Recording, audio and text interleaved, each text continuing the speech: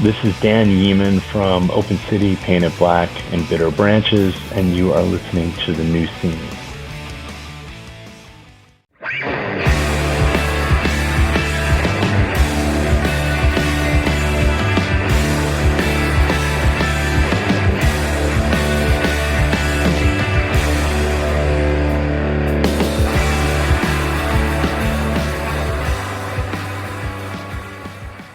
Hello, everybody, and welcome to The New Scene. I am your host, Keith, and we're back with another brand new episode. And on the show this week, we have George Hirsch, vocalist of Blacklisted and his new band, Staticlone, who just released a new LP on Relapse Records called Better Living Through Static Vision. And we talk all about George's upbringing in Philadelphia, discovering the hardcore scene there, the history of Blacklisted, why Blacklisted is inactive right now, and what the future holds for Staticlone. It's a great conversation, and that's coming up shortly. But first, here's how you can support The New Scene. Rate us 5 stars on Apple Podcasts and Spotify. Subscribe to our YouTube channel. We have a main channel with full video episodes and a clips channel with clips from select episodes. We have shirts for sale at our store at Deathwish Inc. Pick one up. It's a great way to support the show. And you can follow us on social media at New Scene Pod. Also, don't forget to support Iodine Recordings. Bloodhorse have signed with Iodine Recordings, and they have a new single, Saboteur, streaming right now. Bloodhorse features members of American Nightmare, The Red Chord, and All Pigs Must Die. The new LP, A Malign Star, is out May 30th, 2025, and it's limited to 250 copies, so make sure you get one quick. In Pieces, Learning to Accept Silence, finally on streaming services. This is part of Iodine's collaboration with Samsara Records. Make sure you check out this classic today. Jerome's Dream have a gig with Swing Kids and Big Boy. That's May 3rd in Berkeley, California. No Man has European tour dates. Check their page or the Iodine page for a full list of dates. For more information, head to iodinerecordings.com. Sign up for the newsletter, and you can follow the label on Instagram at Iodine Recordings. And say hello to our sponsor for the month of May, Mind Over Matter Records. Post-hardcore band Mission to Sleep have just released their LP, A Spark or the End. Make sure you check out the record on streaming services, and you can order the LP now at mindovermatterrecords.com. A second pressing of the new self-titled record from Oriska just went up in 2 new colors. You can order direct from mindovermatterrecords.com, deathwishinc.com, and if you're in Europe, Deathwish Europe and Devil Dog Distro have the record in their stores. And my band, Memory Entry, just released our debut EP called Our World Is Going to Disappear. The Iodine variant of the record is sold out, but there's still a couple left at mindovermatterrecords.com. Make sure you grab one while supplies last. I think there is less than 10 left. We also have 2 new t-shirts to go along with the EP. For more information, head to mindovermatterrecords.com, and you can follow the label on Instagram at MOM Records. Okay, and now we are going to speak to George Hirsch of Blacklisted and Staticlone. Enjoy. All right, we are here now with George Hirsch. George, welcome to the show. Thanks. It's great to have you here, George. You know, you've done a lot over the years. Blacklisted, Harmwolf, Staticlone has an excellent new LP that just came out on Relapse Records. It's called Better Living Through Static Vision, and I want to talk to you all about that and more. But George, first I want to ask you, how are you doing today? Pretty good. You? I'm doing good. I had the craziest 2 weeks of my life because of work. Today was slower, so I took it as a day to do as little as possible. Gotcha. Yeah. Yes. Where do you live in Philadelphia? I live outside. I live in Conshohocken right now. Okay. Yeah, I grew up in Bucks County, and then I lived in Fishtown and Kensington for like 9 years, and I'm here in Brooklyn now, New York. Oh. I grew up in Juniata Park in the city. Yeah. And then I moved to Chicago, and then I moved to Conshohocken. Back around this area, I just moved to Conshohocken. How long have you been there now? It'll be 3 years in June. Oh, okay. So all right, I want to know why you ended up in Chicago, but I'm going to save that for a little bit. Okay. Why move from Chicago back to Conshohocken? My partner got a job. She works in healthcare, so she got a job at the Children's Hospital here. It's like one of the Oh yeah. best in the country, so it Is was it hard to Children's say no. Hospital of Philadelphia? Right? Yeah. Yeah, So that's like the best. yeah, so we moved back for that. Okay. And I Okay. obviously I was already familiar with the area because I grew up here.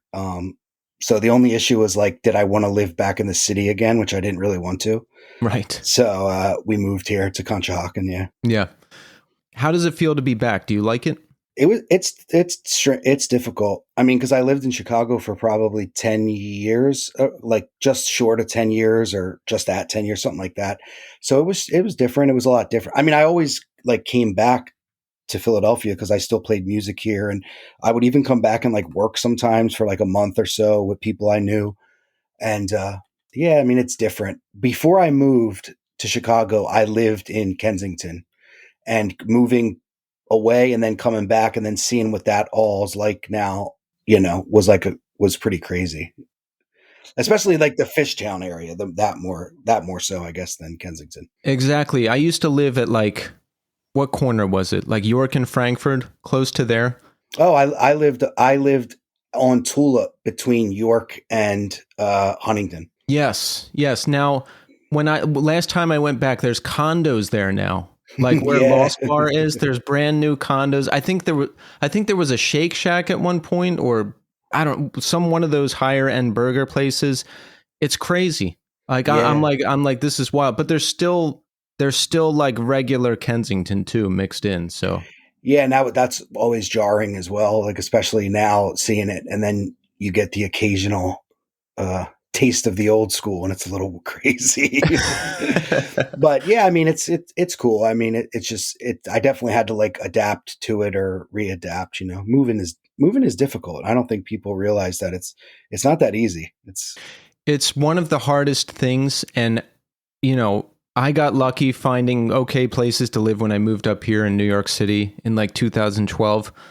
But then I had a string of bad places. I think I moved 4 times in a few months because of bad apartments, bad landlords, Yeah, roach problems, no heat, all kinds of stuff. So that aside, moving just sucks. It sucks throwing stuff away, packing everything up, moving, and especially like state to state, it's difficult. yeah. When we first moved here, we moved into a place, and we weren't really able to see it, because it was like right after the pandemic. There was still some stuff like you couldn't do. It was just difficult, and we weren't able to see it. And then when we got there, we're like, "Oh my god, did we make the right decisions?" But then we wound up staying there for like 6 months, and then our landlord was like, "I have this house across the street that you should move into." So we got really lucky actually. But at That's good. first, it was kind of a real "what did we get ourselves into" situation. Yeah, yeah. Sometimes you just have to go. Are you over city living? Yeah, well, I'm actually moving at the end of the summer back to the city, which is so funny that we just had that conversation, but it's just like a really beneficial situation for like the future. Um, so I can't say I'm over it, but there's definitely I don't find anything appealing about it, But I grew up in the city my whole life, so I can do it, And when I lived in Chicago, I lived in the city as well. Hmm. So I can do it. But yeah, I definitely don't see anything. Like I have a friend who lives in South Philly, and I'm moving near where he lives, and he takes advantage of everything he can down there. And I'm always like so amazed. Like I find no desire for any of this that you do. And, it'll, that'll change. You know what I mean? I'm open to it changing because like I said, I grew up there. So was all I knew for a long time. Right, right. Do you have a preference, Philly or Chicago? Well, I guess Philadelphia only because I grew up there, but I really did like Chicago. Just for me, it was difficult. I'm not very good at like friendship stuff. So like, I had no friends there. I just had the woman that I date still to this day, and I just like pretty much was just worked and played guitar and listened to records, which is I assume it's what I do here as well, but it's a little strange when you don't have anybody you could call to like go get a pizza or something. You know what I mean? It was, Yeah, that's rough because when I moved to New York, I had a couple friends, but not a ton. And mhm. I would get severe FOMO. You know, everyone back home would be together posting pictures on holidays and stuff. And I'd be Right. sitting alone in my apartment and I'd be like, oh, shit. And I'm not great at, sometimes I'm good at socializing, but sometimes not. I prefer to just kind of sit home and work on stuff like you. Yeah, I'm similar, but I haven't had social media in probably 15 years. So as far as like seeing people do stuff, I didn't really see it. The weird thing that would happen to me was someone out of the blue would like text me or something that I hadn't heard from. And I'd be like, wow, like this person's just like not in my life anymore. And when I was younger, I had like an older friend, and I remember he told me like some of his friends had moved to New York. This is like in the 90s or whatever. And I was like, yeah, but you like probably went up and seen them, right? He's like, maybe once or twice. He's like, we kind of just lost touch. Then they moved back to Philadelphia and they were like best friends again. And I was like, they were only 80 miles away.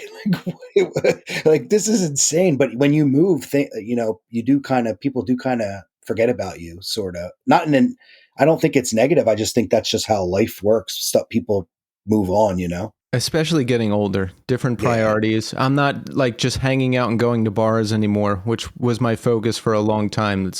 Everyone's got, well, most people have families and careers and that stuff. I have, I don't know, stuff I do. I have a Yeah. career, but I do music and Yeah. this Yeah. and, Yeah. you know.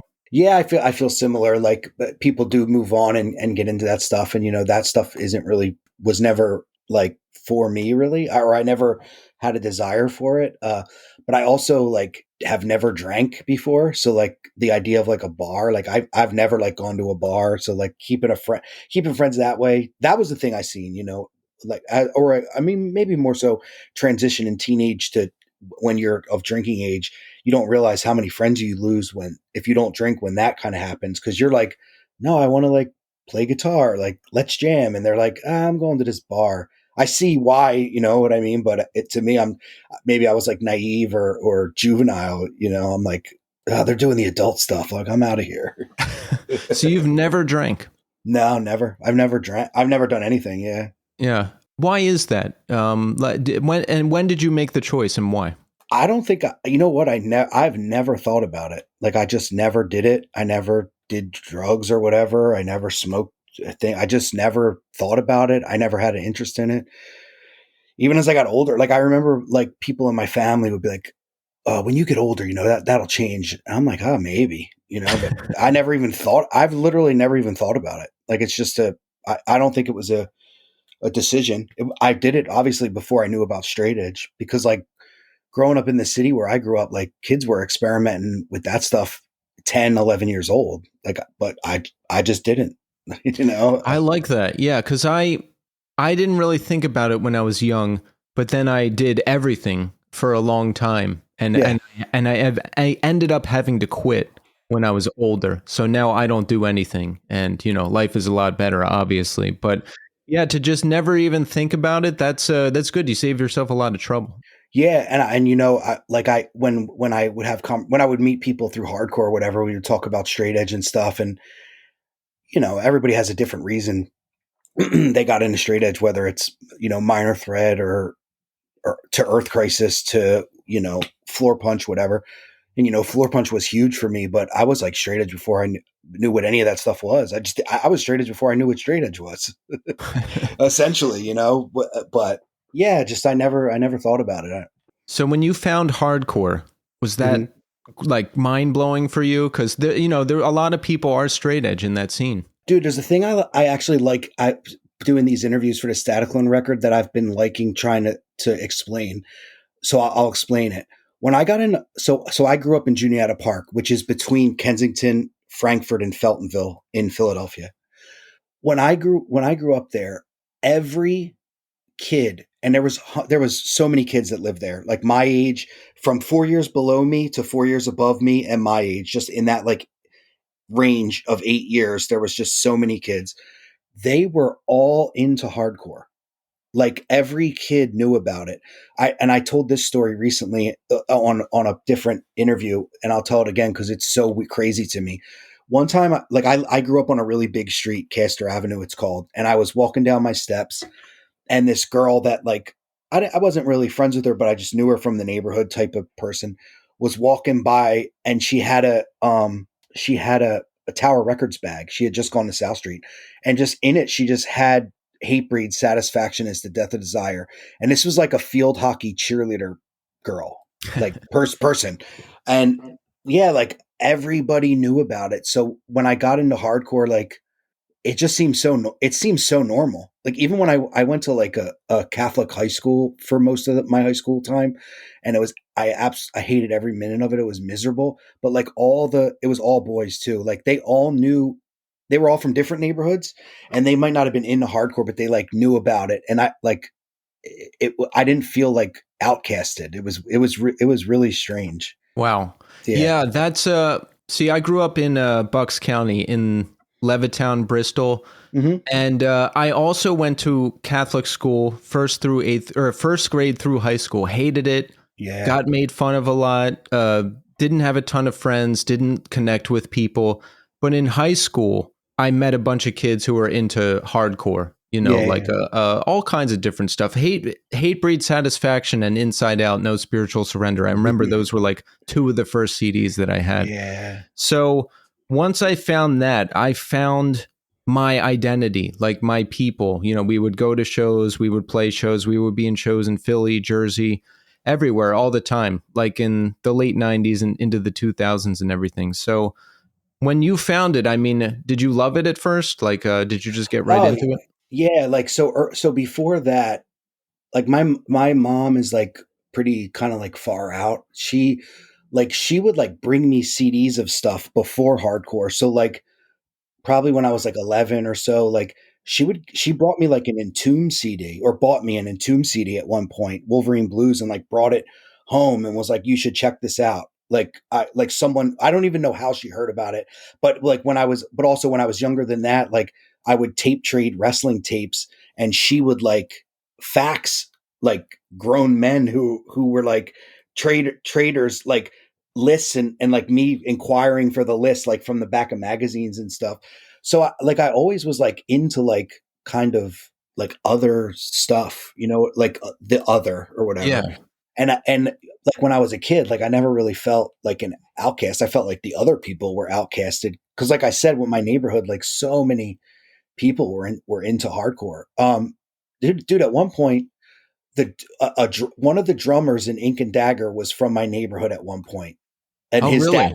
his dad like ran the Park District, and people would be like, I forget what his name. I didn't know him. It was Ryan. Yeah, I never met him, but he was like apparently from Juniata Park, and so like for me, like discovering Ink and Dagger was absolutely insane, and then to know that this dude just lives like a couple streets over was crazy, But That's yeah, still one of my favorite bands. Look, I got the tattoo right here. oh yeah, I mean, dude, to me, like Don DeVore, like when I was a kid, he was like he may as well have been Jimi Hendrix or something, like the way that like older people, like when I work, like guys that are like in their like late 50s or whatever, will talk about like Jimi Hendrix, and then they ask me what music I like or players I like or something.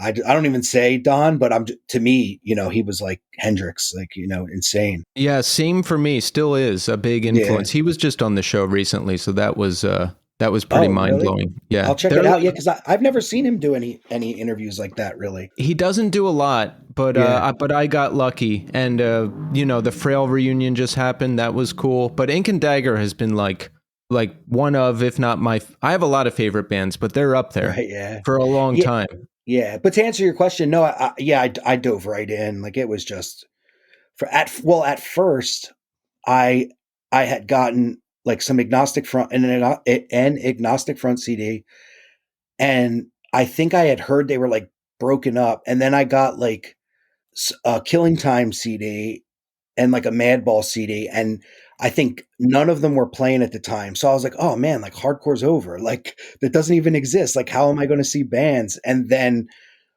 obviously, like I said earlier, Floor Punch was massive for me. And then there was a local band that was kind of from my area, just straight up called Kensington. Oh, I remember them. Yeah. I And, think I saw them once. Yeah. and they were older than me, but they would bring me places. Like they'd be like, "Oh, we're going to go play Long Island," and I would like cut school and go and drive with them and just like see them play. And they covered Inside Out, so like that's how I got into Inside Out, which was like a massive 7-inch for me. And yeah, I mean, I dove right in pretty crazily. Yeah. So obviously, we know that you ended up getting into a bunch of bands and doing your thing, but did you want to do that right away? Like for me, I wanted to play guitar, but then I kind of gave up when I was in like 6th grade or something. But once I started going to hardcore shows and my friends that I hung out with were in bands, Mhm. and I saw that it was possible, I was like, I have to do this. I want to do this. Like, when did you Yeah. know that you wanted to do it? Yeah, I wanted to, but when I was a kid, like my parents like made me play sports. So there was like no opportunity to play guitar, and I wanted to so bad. And when I was around 16, I was like, screw this. I'm going to make this happen. And then I wound up getting injured. I got shot, and then the way that it happened like hit me in the arm. So like You my got left shot. yeah, when I was a What teenager, happened? just a bad situation that went bad. But so my hand like was injured for like numerous like they when I remember being in the hospital, and that was the first thing I kind of thought about, like how am I going to like I wanted to like do this thing. And they were like, we don't see it in the cards. So I was like, totally like broken up over that. And so anyway, I would keep going to shows, and like I had like a lot of cool people that were like older than me that were cool, like that I'm sure since you lived in the area, like, or you've heard of, like Robbie Red Cheeks and stuff like that. And him and the guy, Matt Summers, who was in Shark Attack, he was like, this is before he was in that. And there was the drummer of that band's name was Rich. They were just like older, cool guys to me that would always tell me about stuff. Here goes this, here goes that. Those are the first people that were like, you need to do a band. You need to do a band, especially Robbie Red Cheeks. And that was when I was like, oh, okay, like maybe I'll do this. So then I met someone uh, who moved here from California, and that was when I started my first band. And then Around what short year was that? probably 2000, yeah, 2000, something like that. I did stuff before that just never left like the practice space. It was just like I would go jam with some people, and then it just never fleshed out. But yeah, they encouraged me. Robbie Red Cheeks was a huge one. Even like the guy Joe Hardcore, like I grew up with him kind of, so but he was always like on me, about doing a band. And yeah, I was really encouraged by a lot of people. Yeah. I like that. I like that. Yeah, I really wanted to be in a band, but I was like ashamed. I don't know. I didn't want to like admit that like I don't know. I was just super self-conscious, And then people didn't know I played bass and guitar until later, so it took me a while, but that's good that people encourage you. Did you want to be a vocalist? Like did you want to No, no. So when I was a little kid, actually, before I was like kind of not before, but my parents did try. I took like 2 drum lessons, and then it was like, no, this is like interfering with playing sports. Like this isn't going to work. They were just like kind of, that was their thing, I guess. But I didn't want to sing. I wanted to play guitar. And at that point I had made the decision, like, no, I can figure this out. Like I can do it.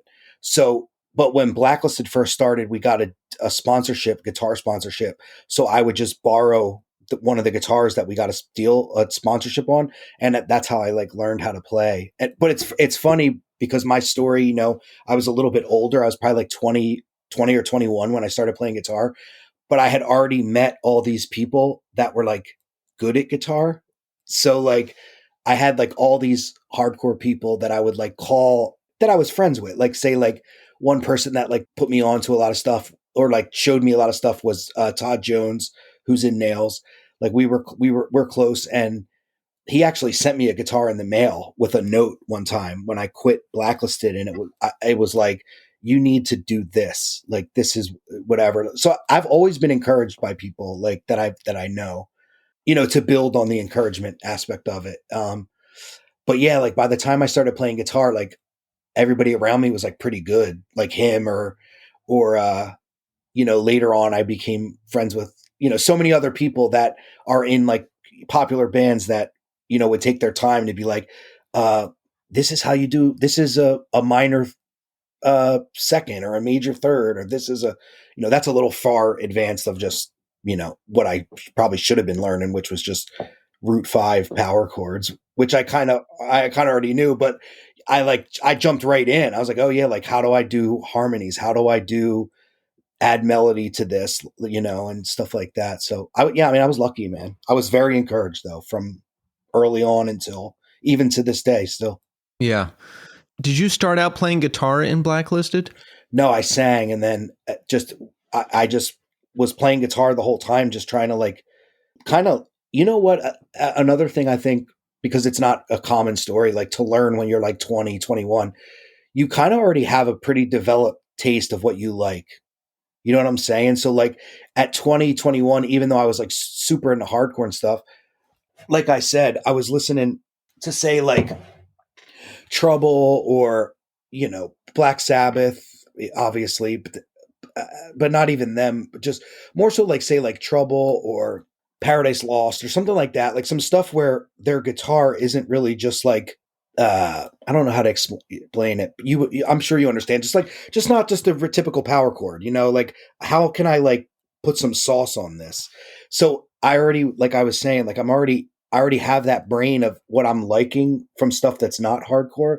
So I think it kind of like made my playing weird or whatever. But so I didn't play guitar in Blacklisted. It was the original guitar player was this guy Jay Pepito, who was, at the time, or still probably is just awesome. Like he had everything that he wanted to do mapped out. Like, and he's like the first person that I met that was like that. And that's like something that I like carried on like later on, like when I would write an album, like when I did start playing guitar and stuff, was kind of taken.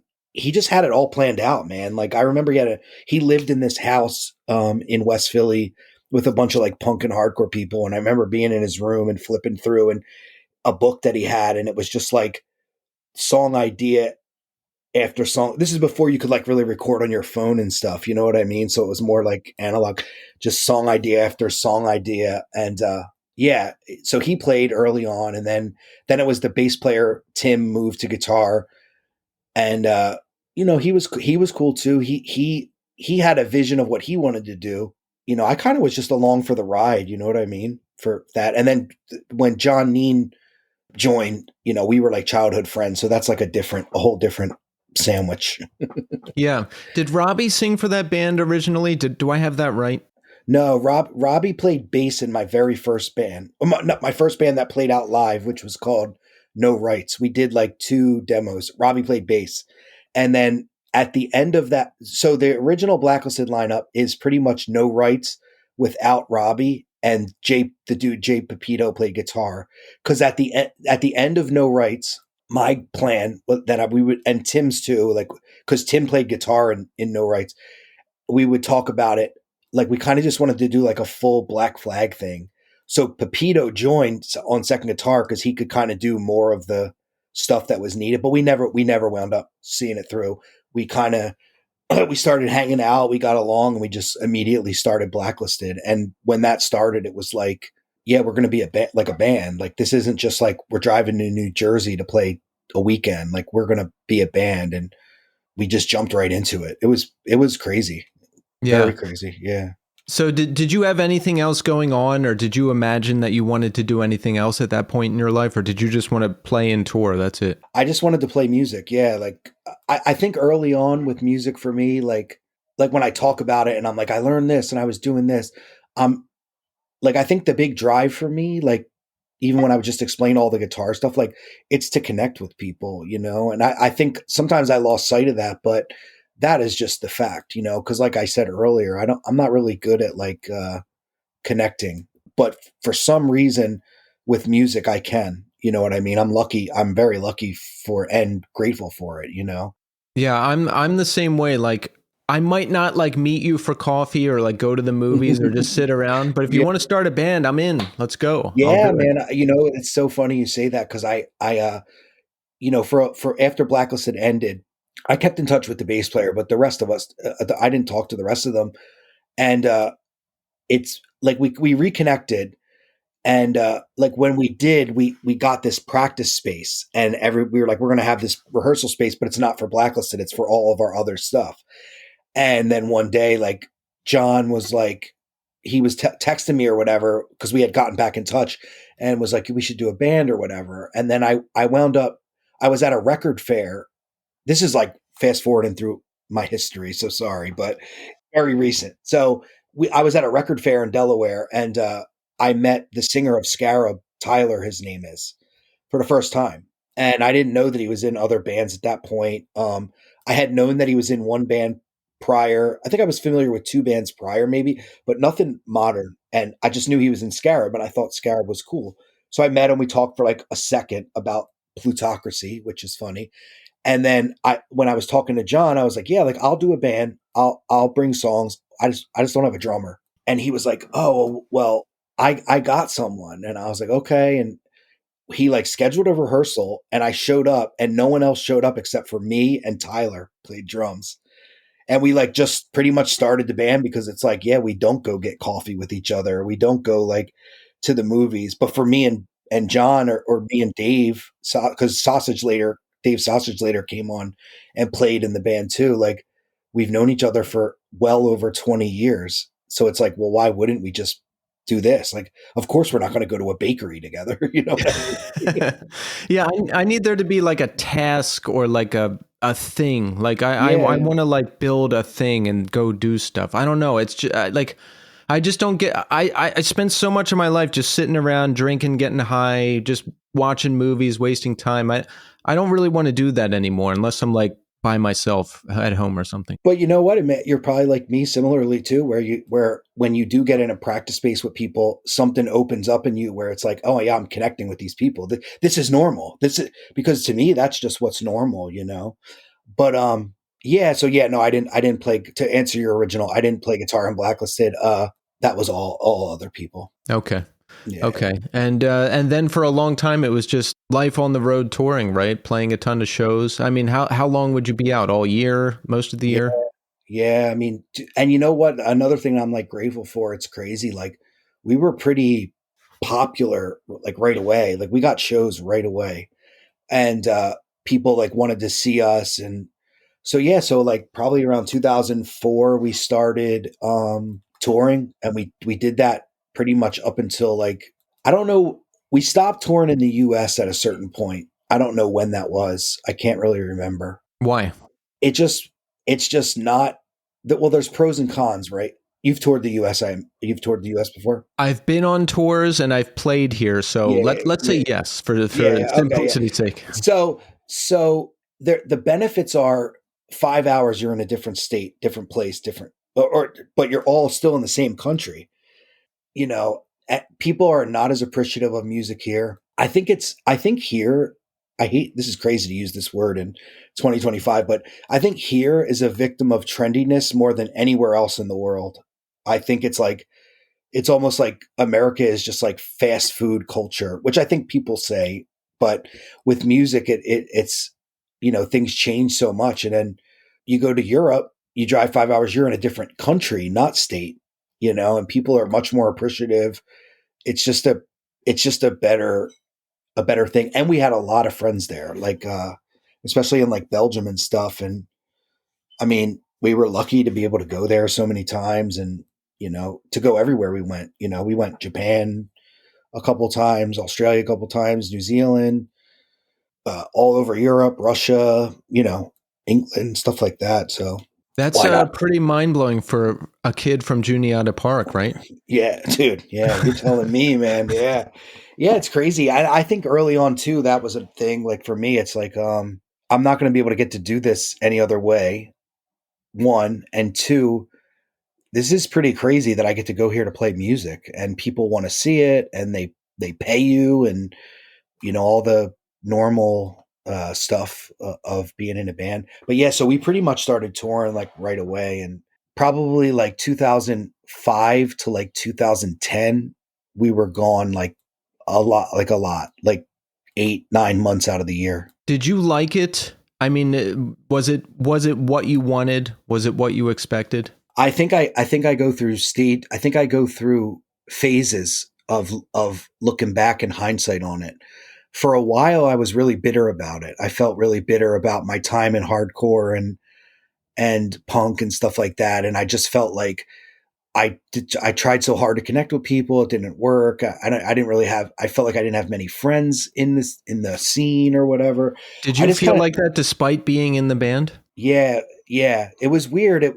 Like, like I said early on, like I never felt outcasted when I was a kid getting into hardcore and, in my neighborhood and we're playing stickball at a park and people are listening to Warzone and it's just regular. And even people that maybe not have been into that, they were open to it. So I never felt like, okay, like if my friend puts on, his famous mixtape of like Sick of It All in Warzone, we're going to get like beat up. You know what I mean? But when I got into hardcore, like full on as a band, I was like, oh no, like this is different. I had issues with it. I mean, early on I had issues with, I guess one is like, as an adult now, it's kind of like, who cares? But when I was a younger, I didn't really realize that there were so many like well-off people in the hardcore. So we would like go play a place. I've told this story a bunch of times, but it's funny, so funny to me. I don't care. I remember we went and played a place. I feel like it was Arizona, but whatever. And this kid who looked like a man came up to us, just covered in tattoos, like whatever, had "Life is Pain" tattooed on him, all this stuff. And one thing for me is I didn't really ever really like staying at people's houses, but he's like, you can stay at my house. And we were like a little short on money. We're like, okay, cool. Yeah, we won't get a hotel tonight. We'll stay at your house. But you see this person and you're like, dude, this person is going to have like the most rambunctious living quarters ever. We pull into a gated community. He lives with his parents. He has like a pool. And to me, like, I don't, at my age now, I don't care. But back then I'm like, man, fuck this. Like, this is not what like, this is like so fake. It felt like, but who knows, maybe he had a rough life and, it's me being judgmental, I guess, but I struggled with it. I struggled with, yeah, I struggled bad. And in hindsight, there was a lot of times I've looked back and felt bitter, but then there's a lot of times I look back and I feel really grateful. It's always changing. Yeah, yeah. You know what my policy with rich kids? All right, if you all right, you can be rich, right? If you act rich, I hate you. Right? There's people who won't look at you, who won't acknowledge you, who won't talk to you. Like who if you act rich, I hate you. If you don't act rich and you act like a normal person, we're cool. That's my Yeah, policy. of course. I think with age, I feel the same way. Like if you're kind, then it's cool. I don't care. Cause I actually never cared, but I just think it was more so like, for me, when I was in Blacklisted, like I didn't really have anywhere to live at a certain point. I didn't have money. I couldn't like really necessarily hold a job for multiple reasons that had nothing to do with the band. And it's kind of like I'm like really believe in this thing and I'm like out there on like the edge of the world, like really living it. And then you like meet these people and you're like, man, fuck. But also that's no one's choice but my own. You know what I mean? No one told me, no one put a gun to my head and said, yo, you got to do this. There were times I felt like if I don't do this, I'll let people down. And I did some tours that I wish I would have stayed home and like, did stuff. But again, it's all in hindsight. The big picture of it, I mean, I'm super lucky and grateful. And the fact now that I can make music still and people will check it out. I mean, I couldn't, it's cool. Yeah, most people don't get to do it. And I've had periods where I feel separated from everyone, or I'm trying to get in but I can't, or I'm trying to get a band together and I can't. But I've been on some tours, I've put out some records, I'm still doing it, so Yeah. I'm mostly grateful these days, and I think that's the place to be. Yeah, and that's how I feel now. And like I said, I have Staticlone, and then I have another band with the people from BL and the guy Tyler I was talking about that has like an LP recorded and stuff. And I, I even the struggles of like, because it's harder to be in a band now than ever. I commend anybody that can like really make it happen because it's difficult. And I think with the way the world is and shaped, I think even people's egos are so much more insane than even they were. Like if I go back again to Blacklisted early on, like we literally were just like, yeah, we want to play hardcore, but we do want to play shows. We would like to go on tour. And like Jay Pepito just like had like his ideas like written out. It's almost like, dude, this dude just like wrote out his dreams. It wasn't like I'm going to be a rocker. It was like, rip off this breakdown riff, Cro-Mag's bass break, like, how everybody that makes music like figures stuff out, and it was like really innocent. And I feel like now everything is so headed towards, I got to be successful at it. And I'm not even getting into the can of worms that is, how do I make a song that hits on TikTok or stuff like that? I'm just saying people just want their band to be big in a way that's not like you're kind of cutting out the main reason, like, of you want to play music with people and connect with people. You know what I mean? Yeah, I see that a lot. Like bands, like a lot of bands don't want to play shows. Like they think a record is going to be big, or they think they can somehow circumvent all the work you need to do. But no, like you have to go out and play. You have to get people on your side. Your music has to become like part of people's lives. You have to grow together. It doesn't just happen unless you're Justin Bieber or something, and that's a 1 in a million Yeah, shot. that's a different thing. Yeah. I mean, but it's crazy, as someone who has obviously has a new band while we're talking and stuff. Like, it's hard to get shows, and it's funny because not every, but most of the promoters, they want to be like, oh, like, gone are the days that you could just, not gone, it happens, but gone are the days that you can just be a band and play some shows before you even record a demo. Like, now you have to have something physically to give a promoter to be like, okay, well, this package tour is coming in, and if they let me have one opener, I think you fit it. So, you know what I mean? Like, there's no like faith of like, okay, well, I think this person would make good music, or just a chance, and I think that's kind of like sad, especially if you're like want to keep young kids invested, because maybe they don't have the opportunity to like find a place to record. You know what I mean? Like, obviously I'm in a pretty privileged position. I know all these engineers. As long as I can block out time with them, I can go record with them. But a 16-year-old kid might not have that. Now he has an interface that he can record on and stuff, but maybe he doesn't know to program. It's just it's sad because at one point, I mean, I think Blacklisted had a demo out before we played a show. I'm pretty sure, but maybe not. Maybe not. We just got someone I knew was booking a show and was like, "Do you guys want to play this?" And we were like, "Yeah." Like, yeah, that used to come later. The demo would come later, the EP, whatever, the record. Yeah. Yeah. Now it's like, now people have, record. I mean, I'm in a band currently that has a full record recorded. We don't even have we never played a show. We don't have there's nothing. It's just, but that's the privilege of like, we know an engineer, you know what I mean? And, obviously it's tough, man. It's weird. The music environment is really weird right now. And it's way different than when I was 20 or something, or even 16 or whatever. Exactly. Yeah. Exactly. So let's talk about Staticlone. How does it come together? What's going on with you? Like, how do we start playing? Okay, so Blacklisted was done. I was living in Chicago. I was working just like painting houses and stuff. And I just was like listening. I was just by myself, like listening to headphones and stuff. So I started listening to like old hardcore that I liked and stuff, and punk that I liked. So I just was like, you know what? Like, I don't want this to be a bitter experience. So I'll just start a new band, and I'll think about it in a totally different way. So I hit up the people that are in Staticlone, and we started practicing. We wrote a demo. We scrapped that demo. And at this point, I'm still flying back and forth. So I'm coming out, and then we're just putting the songs together in like 3 days, and then recording one day. So we recorded like 6 songs. We scrapped them.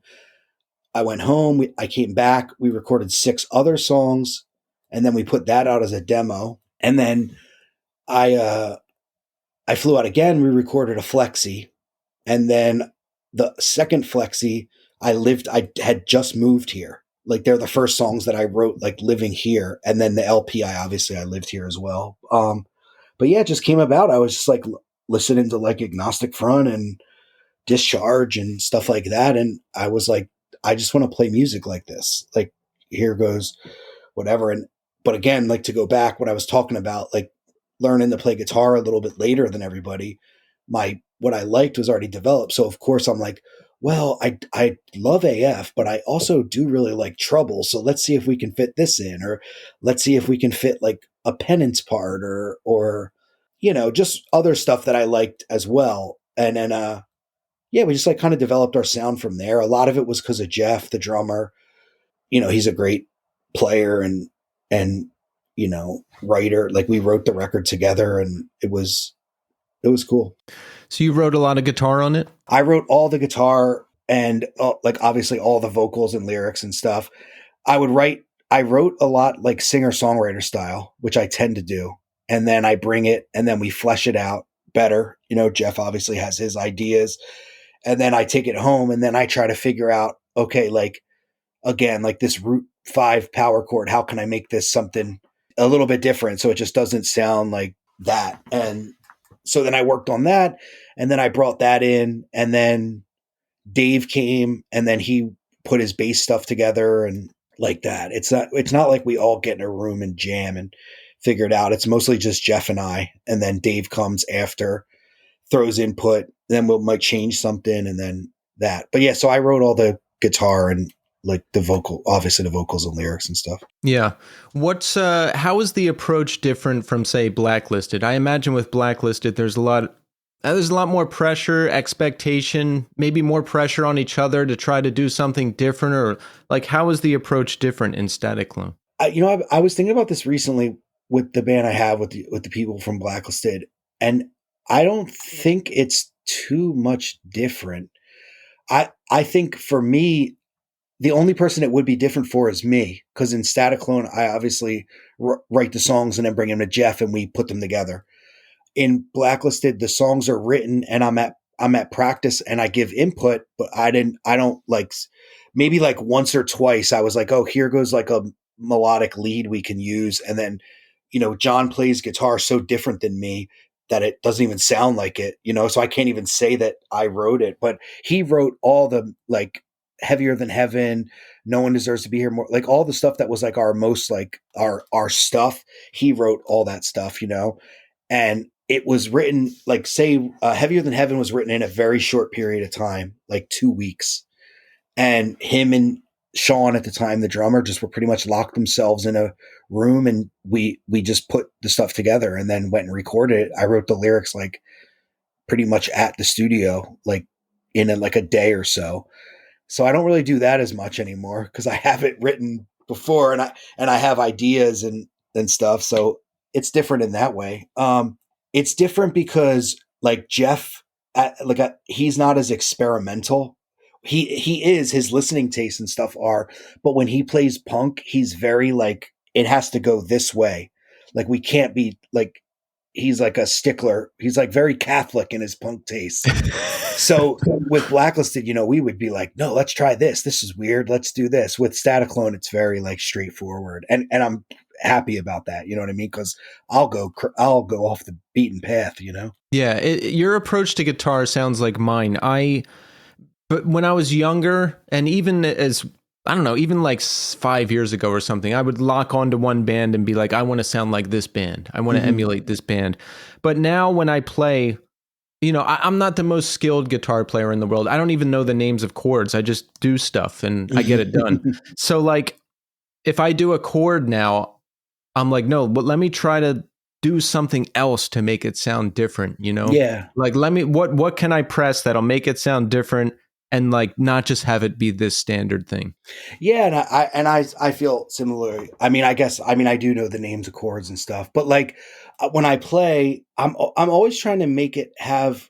I'm trying to make it catchy. Like I make no like bones about this. Like I try to write pop music. Like I don't like will get experimental and stuff, but as far as structuring and stuff, I'm pretty much a verse chorus bridge guy, maybe add a chorus at the end, whatever that. And I really love to write songs that way. It's not, I'm not thinking, oh, this is going to be popular or whatever. That's what I like, and it has to be memorable. Cause I'm sure you've seen this so many times. I go see a band, it's just parts and like Yeah. none of them are good. I nothing repeats, nothing catches me, and I'm like, what? Why? That's my biggest pet peeve is like it's just parts. And Yeah. that's where Jeff came in really strong. There was a couple songs where I brought that, kind of were just parts. And maybe it was I was out of ideas or whatever, but then I was like, you know what? I'll play you this. I played it for him, and then he had like a structuring idea that made it so much better. And I was like, oh, it's not just parts. And it's, sometimes it is just repeating something. But yeah, when I play, I'm always trying to think of like, how can I have a melody? And, I'm not saying like some pretty thing. Something that you like ear candy or whatever, and yeah, so that's different. It doesn't have to be pretty. It can be ugly and catchy too. Yeah. That's what I Yeah. go for. Yeah, for sure. And, with Blacklisted, I mean, obviously I sing a little bit different in Staticlone. That's different. It's not as Staticlone isn't as like angry young man style. Like, do you know like the British like angry young man type of like movie or book? Like, it's not that.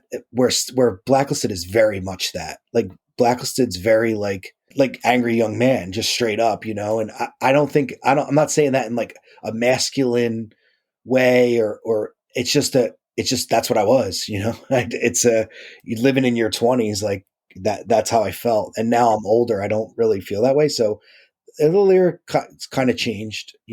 That's what I wanted to ask because yeah, in Blacklisted there's a lot of angst. I mean, clearly you went through a lot, you spoke about a lot, you wrote about a lot, and you can hear the heaviness and you can feel the heaviness. So how has that changed in modern times? Like, yeah, I was really angry growing up. I don't even think I realized it because I went through a lot of stuff and I was drowning it out with alcohol and everything. So I ended up dealing with everything later. There was like a lot of depression, angst, stuff I never dealt with.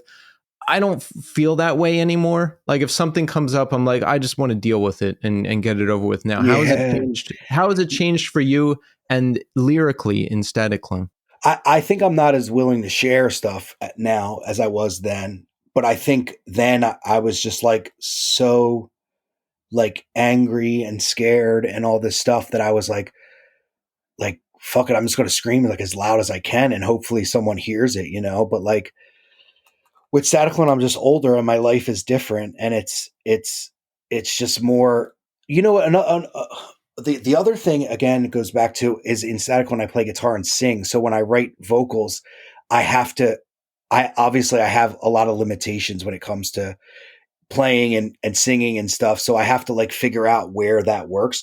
With Blacklisted, like I can just do wild stuff like over the songs, you know what I mean? And it works because I don't have to also play like where and think my brain has to think this is the rhythm, but you're singing whatever this is over here. Like it doesn't work in itself.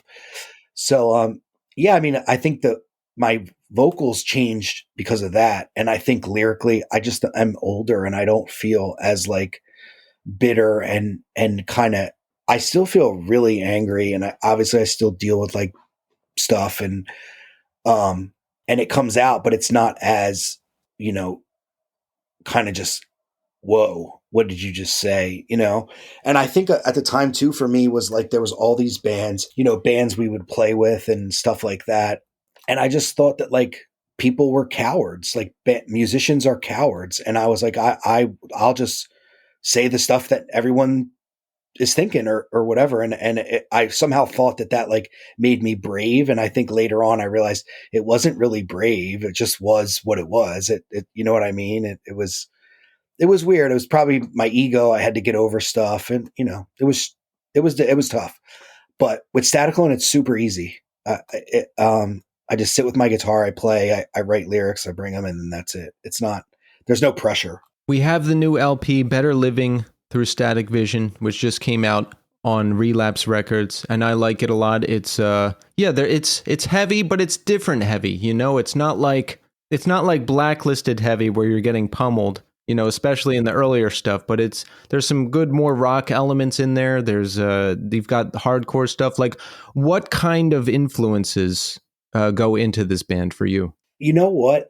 It's so funny because when I first recorded the first stuff, I sent it to a friend of mine, and I was like, dude, like, is this cool? Like, why don't just kind of like we bounce music back and forth. He's a musician too. And he's like, dude, I never realized how much like there's like rock in your playing. And I was like, that's totally by accident. Like, I don't do that on purpose. You know what I mean? Like, I think that again goes back to I'm trying to write stuff that's catchy and stuff. And rock is more catchy than most stuff, And, um, so yeah, I mean, obviously I don't think we sound like it, but Agnostic Front was huge. Trouble is huge. The Cro-Mags are huge. Like a lot of Japanese punk and hardcore. I was listening to a lot of that stuff. I still do, and a lot of like UK stuff, like UK 82 stuff, like Discharge and The Exploited. Nothing that's like obscure. You know what I mean? Just kind of the standard stuff. Yeah, I don't know. I for some reason, like I said, I was working and I just started listening to that stuff and I was like, wow, like this stuff was so cool. I think Staticlone like brought me out or like put to bed again, like a lot of bitterness that I had about like playing in a band and stuff. And it was kind of like a situation where I was like, oh, I actually control my own fate. Like I can just go sing and play guitar in this band and then that's it. There's no pressure. Like if people don't like it, I don't care. Like I don't have to live up to like, some imagined thing. And I think that's a thing that I've never been able to express. Like I'm in my early 40s. Like people like at a certain point wanted me to be who I was when I was like 24. It's like this doesn't work. Like I can't do this anymore. And I'm so glad. I hope I never see that person or live that life or that I don't want that ever again. And I think that was like a big change with Staticlone too. It was kind of like taking control of like getting out of my head and just being like, no, I'm just going to do this thing that I think is cool. And if people like it, that's cool. But if not, think it's awesome. Yeah. Yeah. And it is. That's the way. That's the way. Because yeah, I would not want to go back to 24-year-old me. I was not up to anything good. I feel like I'm in my early 40s too. I feel like I'm doing everything I want to do now. Finally, it took a long time, but it's happening. Yeah. Does it feel weird? That's a good question. Maybe I went through a whole period like 2 years ago. I went through a whole period of like being hung up on the past and thinking I blew it. And I don't know, like just like, oh man, I blew it. Like all my young years, I could have done this. I could have done that. But I don't think that way anymore because I'm doing it now. So like I'm doing it now. Things are good. So like I just feel good about it now. I get like occasional like, oh, I feel excluded or someone rejected me and I'll get mad. But as a whole, I just feel good about it now. Yeah, I mean, I feel similarly, and I think a lot of like I said, a lot of Staticlone. A big part of it was just like getting out of my head of like this person that maybe people or these things that people want from me. I'll tell you a story. So recently, I did guest vocals on a record, and it's not out yet or anything. And this was just last weekend. I go to the place, I do my vocals, and it's kind of like more like my harder vocals of Blacklisted or whatever. And the people in the room like kind of looked at me for a second, like when I was done, and they were like, "Whoa!" And I was like, "Dude, you know what? Like, I know that this is like what people want from me, but I just can't give it to them. It's not. I'm not like taking my ball and going home. It's just like I don't want to do that. Like, I'll do it for that or stuff like that, and I can do it. It's just I just don't. I and it was a really weird thing to be like, oh, like people that like stuff I make, this is kind of what they want from me. And I just keep not doing it. Like I'd be fed up with me too. You know what I mean? But yeah, I mean, I just like to make music, and I hope I do it forever. My goal, like when I hit like my late 30s was I just want to make as many records as possible with people that I like. I really couldn't care less about like any of the other stuff. Like even when Staticlone signed to Relapse, that was like such a lucky situation because we had no relationship with them. That was just yeah, like Jeff knew someone that knew them, and it kind of got worked out that way. Like there was definitely someone that we knew that knew them, and they're like local, so it was kind of like like, whoa. But I never thought that was going to happen. I thought we were going to self-release, when we recorded the LP, like I just paid for it and had it, excuse me, I had it. And then I was like, yeah, we'll just like self-release it. And then, a month or two later, like Jeff hit us up and was like, well, would you guys be interested in this? And I was like, yeah, man, I love that. I love that label. I love so many records that came out on that label. Like, yeah. So we like went to a meeting and like it happened, but and it's awesome and I'm happy about it. But I just thought I was going to like be playing in my bedroom and releasing stuff on Bandcamp, which I'm fine with as well. What is the future of Staticlone? Do you want to play? Do you want to play out? And would you do like any more big tours, or are you over that at this point? No, I would do it. I think that's another thing too. I mean, I hate to keep harping on the thing, but like when I like something changed in me, like I said, where I stopped feeling so bitter and that stuff like that got brought up, but not with Staticlone really, but Blacklisted still gets offered stuff. You know what I mean? Like it's like pretty regularly. It goes in waves. When festival season comes, we get offered a bunch of stuff. During the regular year, not really. And we always say no, but like when we started Staticlone or whatever, or the other band I have, when Dave and we talk about stuff, to me, I'm just like, yeah, like if I can make it work, like I'll do it. Like I'm a musician. Like why wouldn't I, to me, I look at it like, is a mechanic going to go fix a car if someone brings a car in? Like, yeah, like it's just what I don't know how to do anything else. Like obviously I have a job and stuff, but yeah, I would be open to it. I'm open to anything, to be honest with Blacklisted, some of the stuff I regret is like stuff that we turned down. I think in hindsight, I'm like, you know what? Like I should have like not kind of looked down my nose at that and just gave it a try and see what it was like, But there was a couple tours like we did do that and we wound up leaving the tour and going home because I was like, no, this is not for me. But yeah, I mean, I think I should have been more open-minded. And I think now that I'm older, I am. I'm like, oh yeah, like this stuff's cool. Like playing music's cool. I love doing it. I'll do it forever. I want to make as much music as I can. So of course I would try to go on tour or play a show or whatever. So why is Blacklisted broken up? Or is that just not your thing anymore?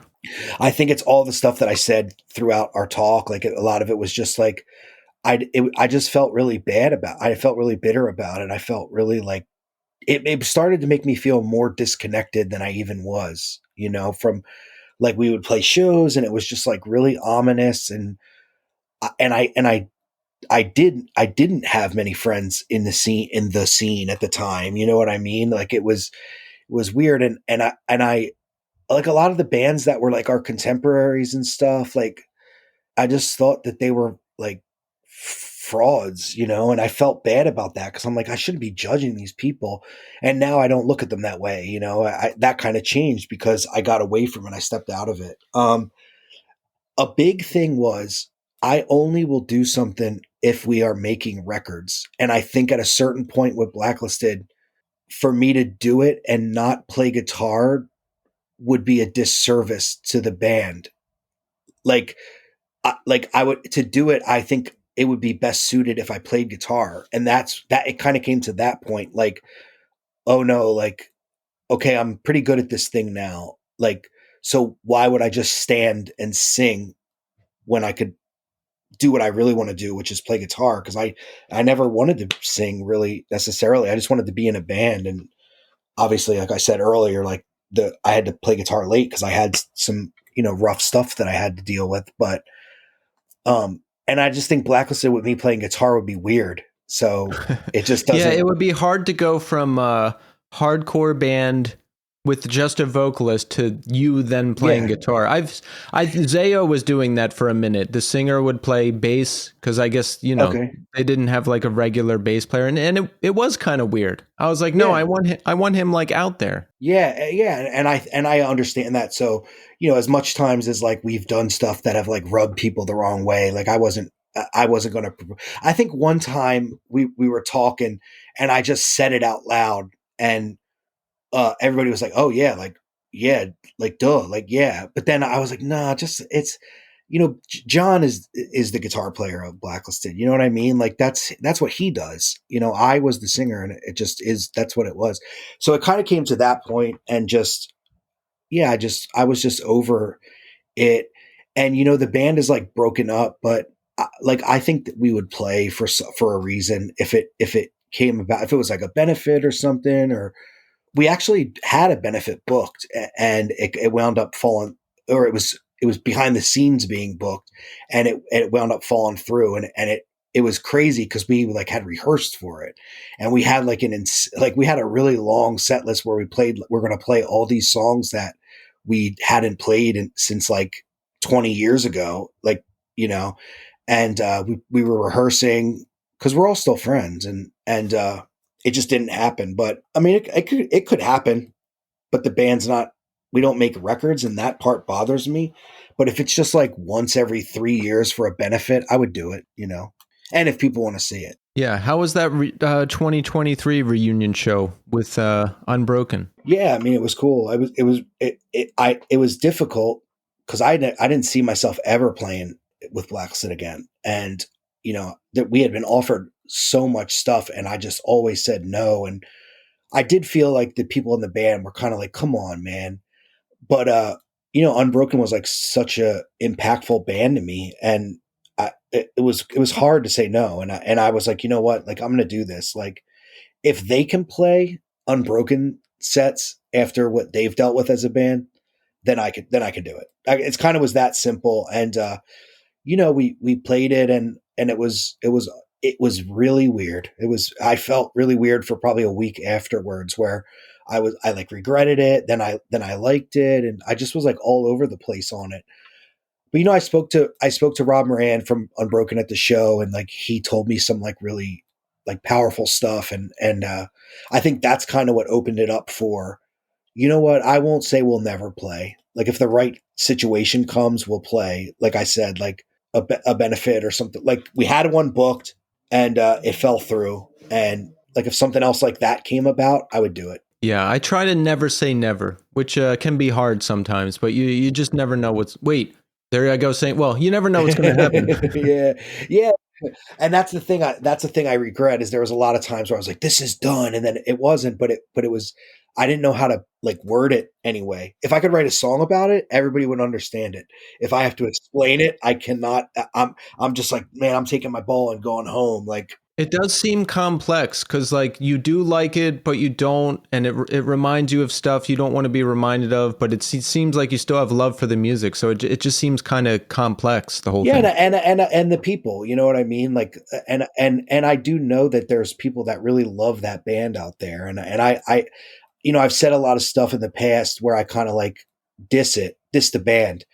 And in like I look back on it, I'm like, man, that's really cruel to say, because like they're like, I've met them, you know what I mean? I still meet them to this day, like people that really love that band, and I get it. You know what I'm saying? Like some of the lyrics that I wrote for that band, I wrote from a perspective of, I wish someone said this for me when I was 17 years old, and just in the most miserable thing called high school, and or just even like because I was fine in high school, but I just hated it. I hated school, man, so bad. And I I wish I did have those records though. You know what I mean? Like, of course, I mean, I'm wearing a Smith shirt. Like, of course I had the Smiths and stuff like that, but I just kind of wanted hardcore to be like that. And everything was so like talk behind my back, type of stuff. And Yeah, I always gravitated more towards hardcore with emotion. That's why I liked a lot of the crossover stuff, because I never really related so much to the more, I guess, the tougher stuff like Stab Me in the Back and Cruise and all that stuff. But if someone was singing about like depression or heartbreak or I don't know, that kind of stuff, like if there was more emotion involved, I gravitated more towards that. it's funny because my listening habits are not that at all. My listening habits are like New York. I was like a mark for New York hardcore, like just so obsessed with it. Like, oh, like everything from Straight Ahead and AF to Madball and Burn, and just anything. I guess Burn is more emotional, but like just New York hardcore, and then like I said a couple of times, like Floor Punch, was such a big, huge, like impactful thing for me, because not only were they a band that was like, so okay, so we talked about Ink and Dagger earlier, and like I would see like when I was a teenager, like I would see Sean McCabe like around the city and stuff, and um, talk to him like, and he would tell me about records. Like he's the very first person that ever told me about the Embrace LP, the Ian MacKaye from Minor Threat's band Embrace. I remember one time I was on South Street and he was just talking to me like, and we didn't really know each other, but he just knew I was into hardcore, and he was obviously, to me, he was like a celebrity, and he was like pushing that LP, and now that's one of my favorite LPs of all time. But like, say someone like that, like he was so different, you know what I mean? Like he's talking about like Riot Girl and like Roller Skate Skinny and stuff, and Spaceman Spiritualized 3. Spaceman 3, yeah, like Yeah. stuff like that I love all that stuff. But when you're 16, 17, you like hardcore. So then the flip side of I would see when I was a kid, Ink and Dagger, is I would go see Floor Punch, and these are guys that are talking about like straight ahead and what we know of as New York hardcore. And to me, they were like tastemakers, because they were guys that like in the late 80s, like in 86, were going to go see the Cro-Mags and stuff like that. So, I would just like eavesdrop their conversations, like, oh, what's that band? Oh, Occupied Territory demo. I got to get my hands on that. What's Crackdown? You know what I mean? I gravitated way more towards that than like emotional artsy stuff. And it's funny because that's not the music that I've made, early on, maybe, but lyrically never, sound wise, maybe. Like I said, when we Blacklisted started, New York hardcore was like huge for us, but lyrically, I just was always like, no, I got to do this. There's a kid like me out there that has to hear this, whatever this is. I got to do this. I can never break free of it. Right. Well, we have Staticlone now, so everyone has to check out Better Living Through Static Vision. It just came out in March on Relapse Records. So will there be shows? Will you be playing out? Yeah, we don't have anything booked. Like I said earlier, it's difficult to get shows, but yeah, we would be willing to. Yeah, of course. Like Excellent. I said, I'm down to do whatever. Well, I'm looking forward to more. And George, I just want to say thank you so much for coming on the show. I've been listening to you a long time, and it was great to have you here. Yeah, I appreciate it. Thanks.